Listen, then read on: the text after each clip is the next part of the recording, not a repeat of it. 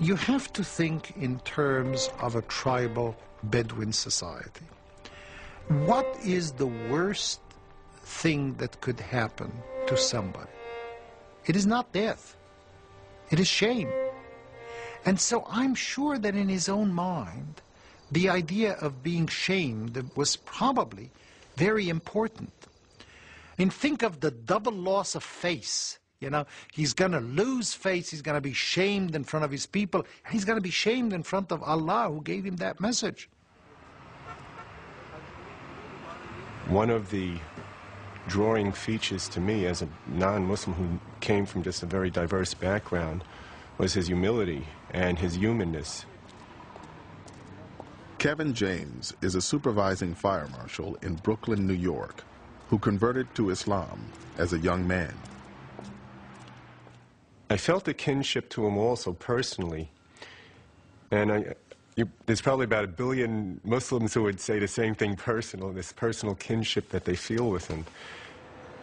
He grew up an orphan. Now, I'm not an orphan. I have 2 parents, but my position in society, I've always felt separate. America is a racial nation, and either you're black, you're white, you're Italian, you're Jewish, you're this and that. So coming from a mixed background, I felt like kind of in limbo. My father is Native American and African American, and my mother is Jewish. They were very a-religious, I would say, to the point of being atheists or agnostic. I recall as a child, we get a dreidel on Hanukkah, that we had a menorah in the house, and we also had a Christmas tree and exchanged presents. So I just never really identified with any religion. But what was always emphasized was discussion and dialogue and seeking for the truth. So I went through a period of trial and error searching, and I stumbled, I guess I almost literally stumbled on Islam. What appealed to me was the universality of the message. Any religion that gives a code of righteous, ethical conduct and respect and gratitude and obedience to one being is Islam.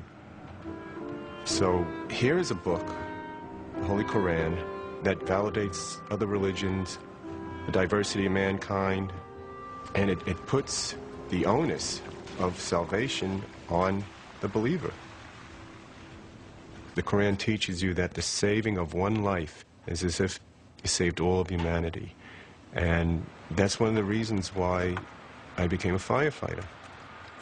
What more noble calling than that, to save a person's life, to save people, to save their property? There's another fire in the back. There's been a couple fires. Okay, yeah, so show me what you have. From being a firefighter, I became a fire marshal. That's an arson investigator. How long has this been vacant? That's another form of prevention, of saving lives. Well, I guess there's no doubt what caused this. A firefighter, he'll risk his life to save you, whether you're black, brown, red, Jew, Muslim, Christian, atheist. He's not asking you what your philosophy is or looking at your color. He's looking to get you out of the building. Y'all is from Brooklyn.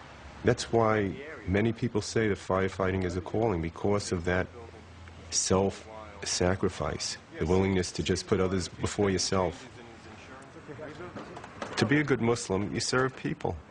And specifically, Prophet Muhammad, he asked the question to people around him, do you love your Creator? Serve your fellow man first. The message Muhammad had received from God revealed that his people would be held accountable in the next life for their behavior in this one. Although Muhammad was initially reluctant to tell others about his experience, a new revelation commanded him to make his message public. So he calls all of his family members together and he says, what would you say if I told you that there was this army waiting to attack us on the other side of that hill? They said, we would believe you. And he said, what would you say if I told you I'm a messenger from God I think it's absurd. You called us together for this? And he says, will no one support me in this? And the only person is a child, Ali, who's his cousin, gets up and says, I will support you. And they think this is hilarious, that this is who's going to follow this prophet is a child. Think about it. There's a man, a middle-aged man, who doesn't know how to read or write, who has no wealth, who is an orphan. Yes, he is from a very important tribe, but he works for a woman. And he now says, I'm the prophet. God has spoken to me. This is not going to fly. The divine message that Muhammad brought to his fellow Meccans carried with it a sharp warning for their increasingly materialistic society. He was coming to warn the people of Mecca and the surrounding countryside and his own tribe of Quraysh that unless they pulled themselves together and started creating a more just and decent society, restoring the old tribal values of looking after the poor, the orphan, the widow, the oppressed, then there was going to be a terrible catastrophe. The Arabs did not believe in afterlife. They really thought that life ended with death, and there was no resurrection, there was no coming back, there was no reincarnation. So now Muhammad is saying, you know that one God we spoke of? When you're going to die, you don't just disappear, but you're going to be accountable to that God for the good deeds and the bad deeds. He was bringing a moral, ethical, social message to his people, that we're all in the same boat before God and we must treat each other well with compassion and justice and equity. The revelation Muhammad received on the Mountain of Light was only the first of many that he would continue to receive for the rest of his life. The revelation does not come in a lump sum. It doesn't just come down from heaven, here's the book, now go out and teach it to the people. No. It is coming down slowly. It's coming down as events unfold. And it's explaining the events, but it's also coming down in a way that he can absorb it. Because the idea is that this thing is so tremendous, this thing is so immense, that it's not something that we can give you all at once. This is going to take time. He used to say that I never once experienced a revelation without feeling that my soul had been torn from my body. The prophet could be sitting, he could be on horseback, he could be walking, he could be talking, but he was suddenly seized by the divine word. He would feel a great weight descend upon him. He would sweat profusely, even on a cold day. Sometimes, he said, it would be like the reverberations of a bell, and that, he said, is hardest for me. It's not the words that were coming, but he'd have to listen very hard for the meaning of what communication, divine communication, was coming through. After Muhammad received each revelation, he would recite it to the people who were with him, and they would pass it on to the community.